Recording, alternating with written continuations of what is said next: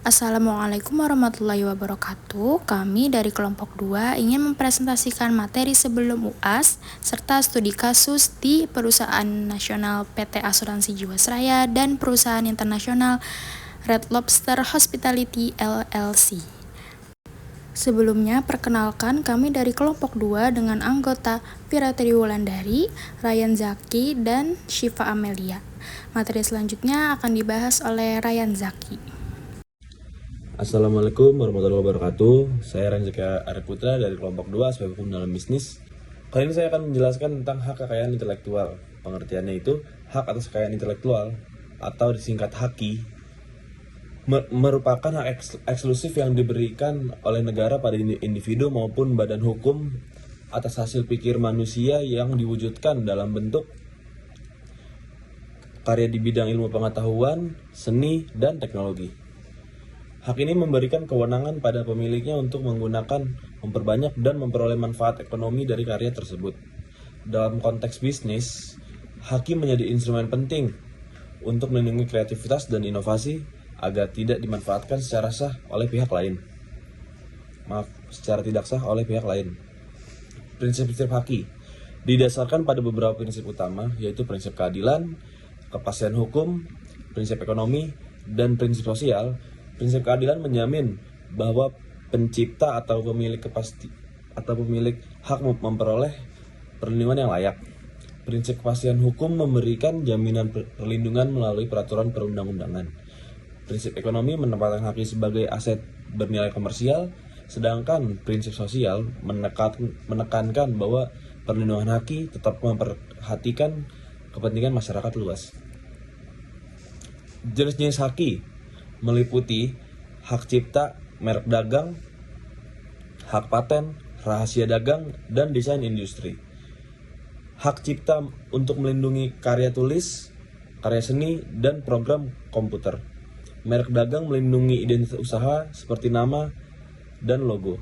Paten melindungi invensi teknologi.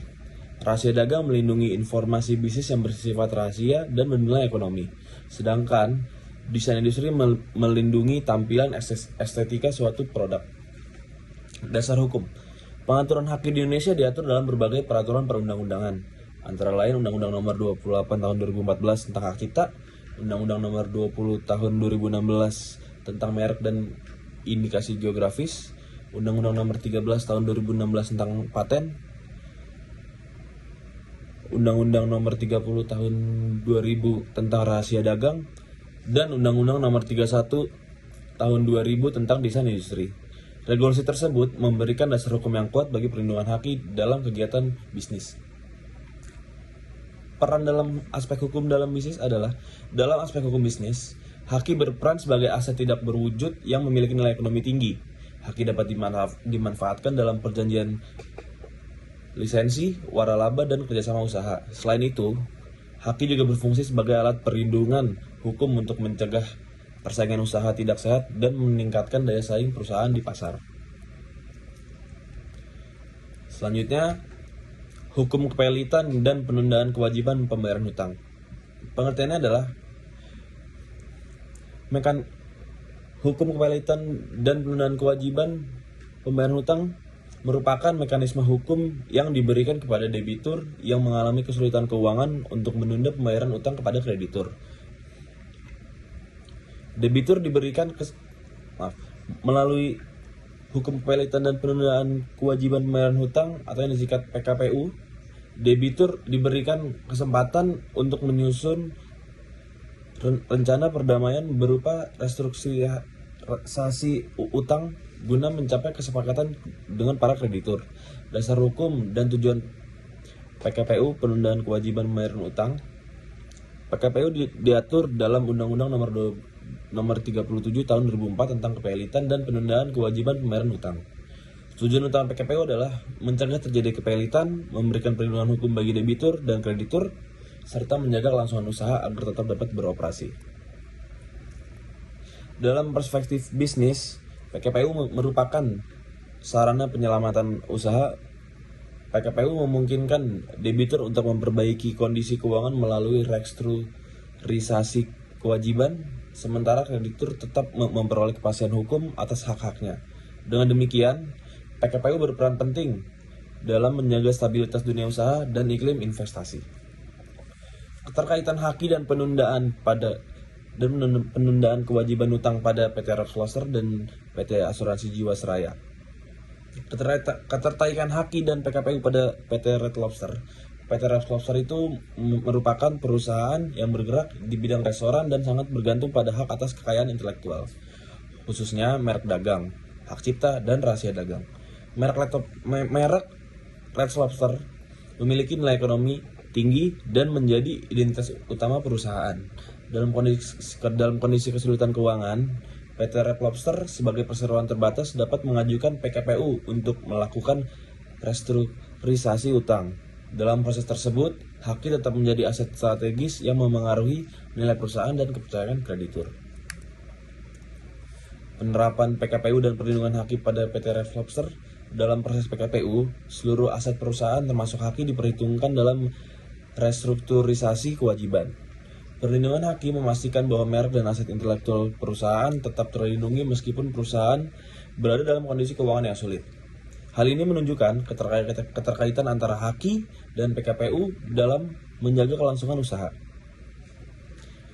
Selanjutnya, ketertarikan hak atas kekayaan intelektual dan penyelesaian kewajiban pada PT Asuransi Jiwasraya.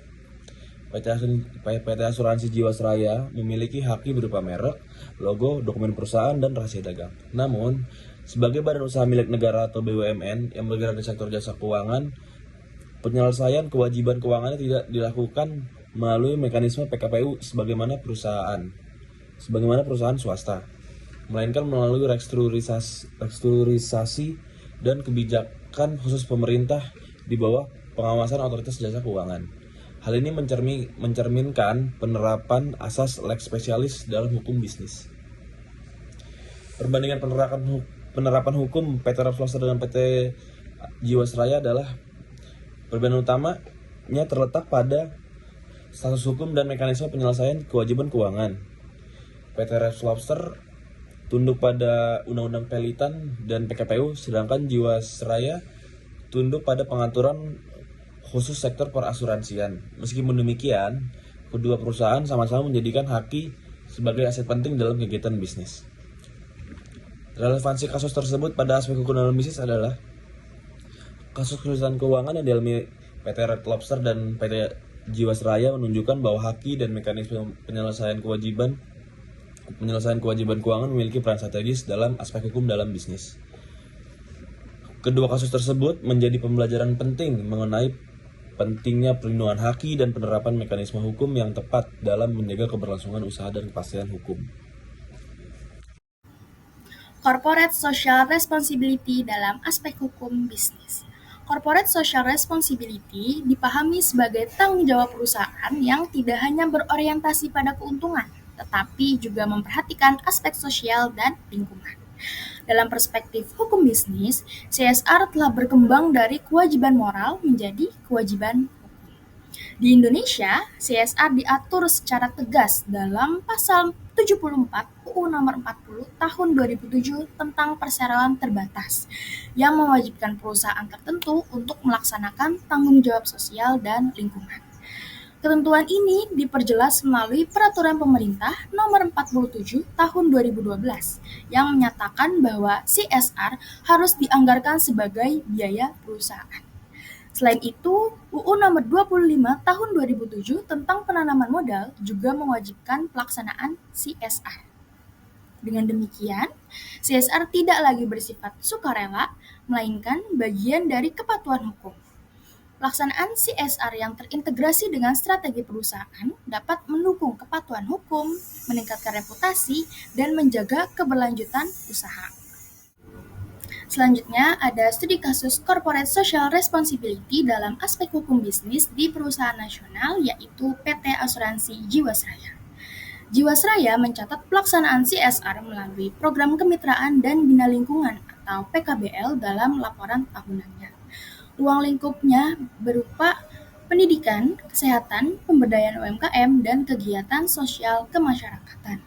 Pelaksanaan PKBL ini menunjukkan bahwa adanya kesadaran perusahaan terhadap kewajiban hukum dan sosial perusahaan.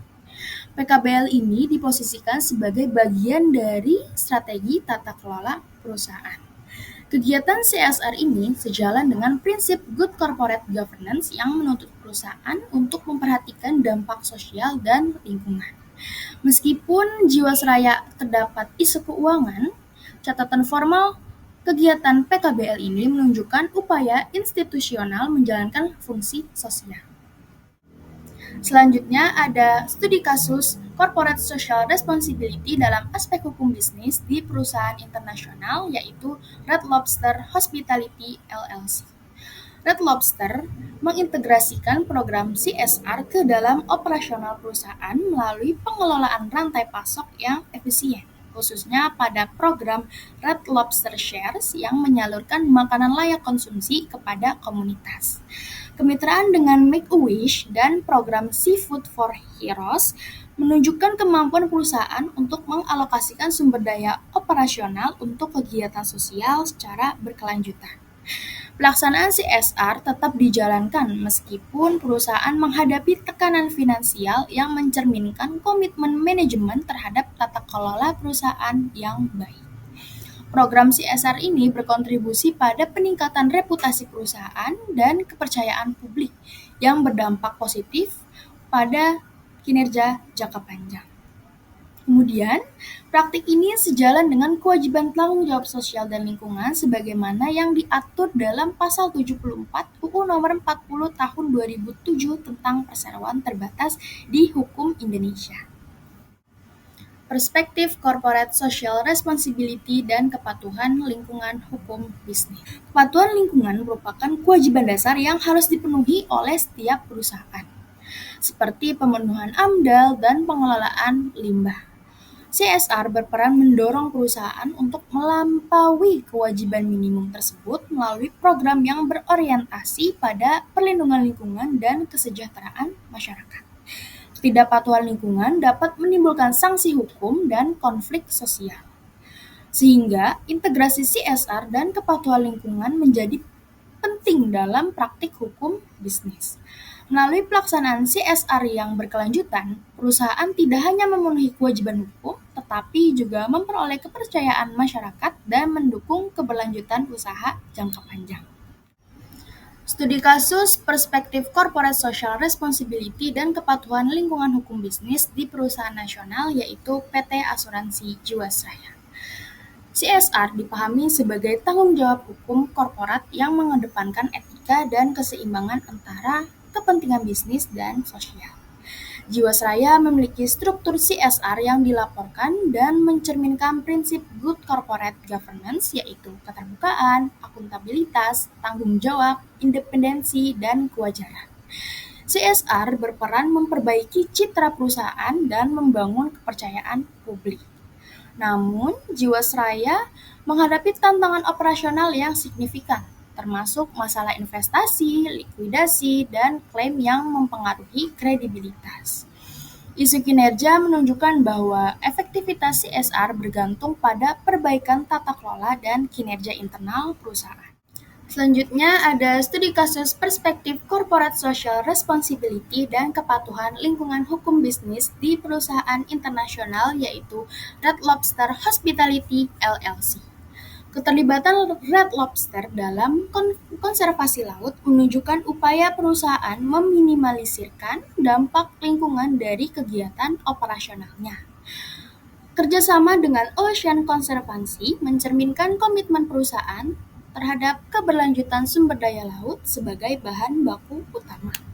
Program Ocean Sustainability Challenge berperan dalam meningkatkan kesadaran lingkungan bagi generasi muda dan pemangku kepentingan. Kepatuhan terhadap prinsip lingkungan membantu perusahaan mengurangi risiko hukum dan menjaga stabilitas operasional. Pendekatan ini mendukung keberlangsungan usaha jangka panjang serta memperkuat reputasi perusahaan dalam perspektif hukum bisnis. Selanjutnya yaitu materi hukum investasi dan persaingan usaha. Hukum investasi sendiri adalah aturan hukum yang mengatur penanaman modal. baik di domestik atau dalam negeri maupun asing. Tujuan dari adanya hukum investasi yang pertama tentunya adalah untuk memberikan kepastian dan perlindungan hukum bagi investor. Yang kedua, untuk mencegah kebijakan pemerintah yang merugikan investor. Dan yang ketiga adalah untuk mendorong pertumbuhan ekonomi dan menciptakan lapangan kerja. Dasar hukum utama investasi di Indonesia yang pertama adalah Undang-Undang Nomor 25 Tahun 2007 tentang penanaman modal. Dan yang kedua, ditambah dengan Peraturan Presiden Nomor 49 Tahun 2021. Perlindungan yang didapat secara hukum bagi investor yang pertama tentunya adalah kepastian hukum kontrak. Kemudian perlindungan dari nasionalisasi tanpa kompensasi. Yang ketiga, mekanisme penyelesaian sengketa nasional ataupun internasional, dan juga jaminan hak atas properti dan hasil investasi. Nah, dalam investasi ini ada lembaga yang memiliki peran penting, yaitu adalah Badan Koordinasi Penanaman Modal atau BKPM, yang sekarang mungkin lebih kita kenal sebagai Kementerian Investasi dan Hilirisasi. Nah, lembaga ini merupakan lembaga dari negara yang menangani kebijakan investasi di Indonesia. Untuk tugas dan wewenang dari BKPM sendiri, yang pertama yaitu memberikan izin dan fasilitas investasi. Yang kedua, memfasilitasi pelaku usaha dalam berinvestasi. Dan yang ketiga yaitu membuka peluang investasi baru. Keempat adalah melakukan koordinasi kebijakan investasi nasional. Kemudian, hukum persaingan usaha sendiri adalah suatu hukum yang mengatur persaingan sehat antara pelaku usaha. Tujuan dari adanya hukum persaingan usaha yang pertama adalah untuk mencegah monopoli dan praktik bisnis tidak sehat. Yang kedua, untuk melindungi konsumen dan pelaku usaha kecil. Yang ketiga, menciptakan efisiensi pasar dan kondisi persaingan yang adil. Dasar hukum persaingan usaha di Indonesia itu adalah Undang-Undang Nomor 5 Tahun 1999 tentang larangan praktek monopoli dan persaingan usaha yang tidak sehat. Undang-undang ini melarang adanya kartel, penyalahgunaan posisi dominan, dan juga praktik diskriminatif dan merugikan pasar. Lembaga yang berperan di dalam hukum persaingan usaha ini adalah Komisi Pengawas Persaingan Usaha atau KPPU. Tugas dan wewenang dari KPPU sendiri yang pertama adalah untuk menilai perjanjian usaha yang sekiranya mencurigakan. Yang kedua adalah menindak pelanggaran praktik anti persaingan. Yang ketiga yaitu adalah untuk memberikan rekomendasi kebijakan dan juga putusan hukum. Oke, selanjutnya di sini ada contoh kasus terkait dengan materi hukum investasi dan persaingan usaha. Yang pertama, ini dari perusahaan nasional yaitu PT Asuransi Jiwasraya, di mana PT Asuransi Jiwasraya ini pernah terlibat kasus penyelewengan dan manipulasi investasi serta pengelolaan dana premi nasabah yang buruk sehingga menyebabkan kerugian negara mencapai 16,8 triliun. Untuk penyelesaiannya, yang pertama dilakukan penyidikan dan penetapan tersangka oleh Kejaksaan Agung Republik Indonesia. Yang kedua, kemudian kasus ini dibawa ke Pengadilan Tindak Pidana Korupsi untuk proses peradilan dengan pengungkapan aliran dana dan perbuatan pelanggaran hukumnya. Dan yang ketiga, kemudian OJK mencabut izin usaha dari PT Asuransi Jiwasraya ini untuk melindungi nasabah dan juga proses likuidasi perusahaan. Dan untuk kasus persaingan usaha dalam PT Asuransi Jiwasraya ini berdasarkan data dan informasi yang ada dinyatakan bahwa tidak ada kasus signifikan di Indonesia yang mengaitkan bahwa PT Asuransi Jiwasraya pernah berhubungan atau berkaitan dengan pelanggaran hukum persaingan usaha. Selanjutnya di sini ada contoh kasus dari perusahaan internasional yaitu Red Lobster Hospitality LLC, di mana Red Lobster ini pernah mengalami tekanan finansial setelah investasi oleh Golden Gate Capital dan Thai Union. Oleh karena itu, Red Lobster akhirnya mengajukan kebangkrutan di bawah Chapter 11 pada 19 Mei 2024 akibat dari masalah finansial itu tadi yang berkaitan dengan struktur investasi dan strategi pemilik sebelumnya. Penyelesaian kasusnya, Chapter 11 bankruptcy ini memberikan waktu bagi Red Lobster untuk melakukan negosiasi utang, mengurangi kewajiban, dan melakukan restrukturisasi. Restrukturisasi ini termasuk kepada penjualan aset, negosiasi ulang sewa, dan melakukan perubahan model bisnis agar dapat menarik investor baru sehingga dapat memperbaiki prospek finansial dari perusahaan. Kemudian, yang ketiga dilakukan akuisisi oleh investor baru. Hal ini sudah disetujui dalam proses pengadilan dengan tujuan untuk memperkuat modal dan juga memperbaiki daya saing di pasar restoran yang sangat kompetitif. Untuk kasus persaingan usahanya, sejauh ini belum ada informasi dari otoritas persaingan usaha atau antitrust di Amerika Serikat yang menyatakan bahwa Red Lobster pernah terlibat kasus persaingan usaha. Selanjutnya, kita masuk pada materi sengketa dalam aspek bisnis dan bagaimana sih mekanisme cara penyelesaiannya. Nah, sengketa sendiri dalam aspek bisnis merupakan suatu bentuk perselisihan atau konflik kepentingan antara dua pihak atau lebih dalam kegiatan usaha. Nah, menurut Bambang Sutioso di dalam bukunya, jenis sengketa bisnis itu meliputi ada sengketa perniagaan, sengketa perbankan, sengketa keuangan, sengketa penanaman modal, sengketa perindustrian, dan sengketa hak kekayaan intelektual, dan masih banyak lagi. Kemudian, hal-hal yang menjadi penyebab utama dalam sengketa bisnis antara lain yang pertama, adanya pelanggaran kontrak atau breach of contract. Yang kedua, adanya interpretasi klausul perjanjian yang berbeda. Yang ketiga, adanya wan prestasi atau keterlambatan kewajiban pembayaran. Yang keempat, adanya pelanggaran hukum persaingan atau hak kekayaan intelektual. Yang kelima, adanya perubahan regulasi pemerintah yang berdampak pada kontrak.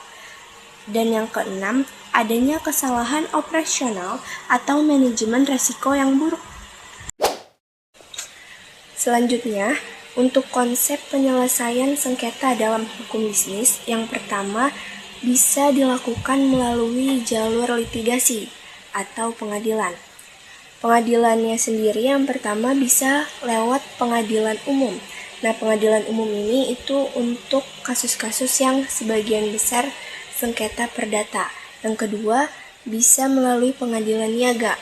Nah, pengadilan niaga ini khusus untuk kasus kepilitan PKPU dan juga sengketa perdagangan tertentu. Yang ketiga, bisa juga melalui peradilan khusus atau arbitrase dalam lintas nasional maupun forum internasional. Kelebihan dari dilakukan dengan penyelesaian secara litigasi ini yaitu adalah putusannya berkekuatan hukum tetap. Namun, di balik itu juga terdapat kekurangannya di mana prosesnya tentu akan lebih lama sehingga memerlukan biaya yang tinggi dan juga dapat merusak relasi bisnis.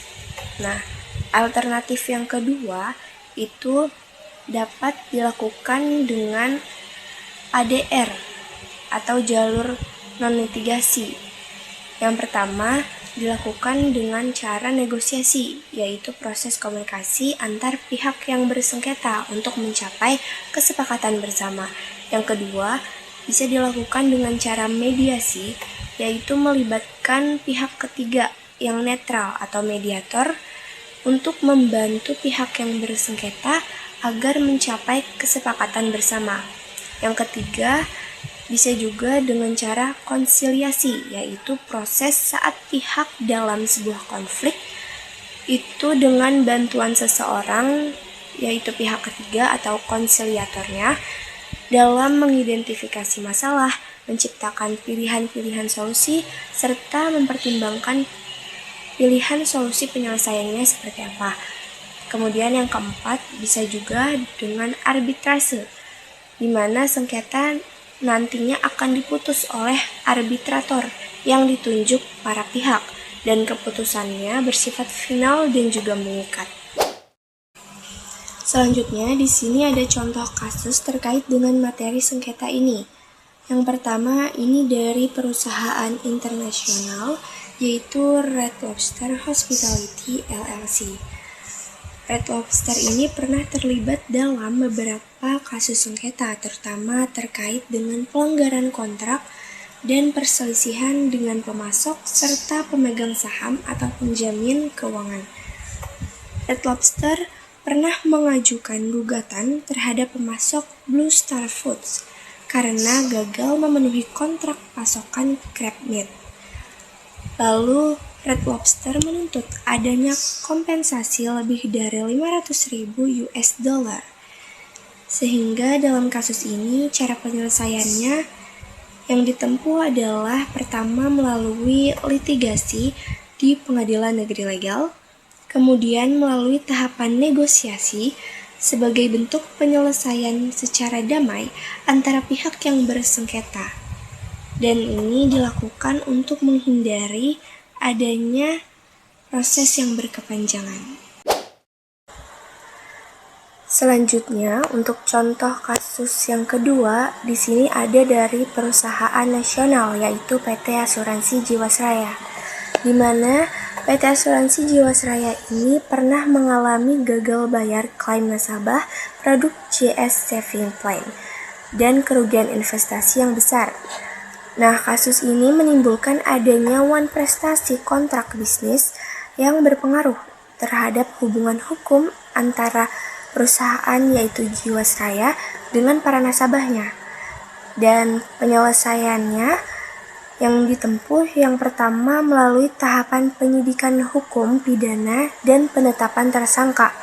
Kemudian yang kedua melalui pengauditan dari Badan Pemeriksaan Keuangan untuk menghitung kerugian negara dan mendasari langkah hukum serta rekomendasi perbaikan tata kelola.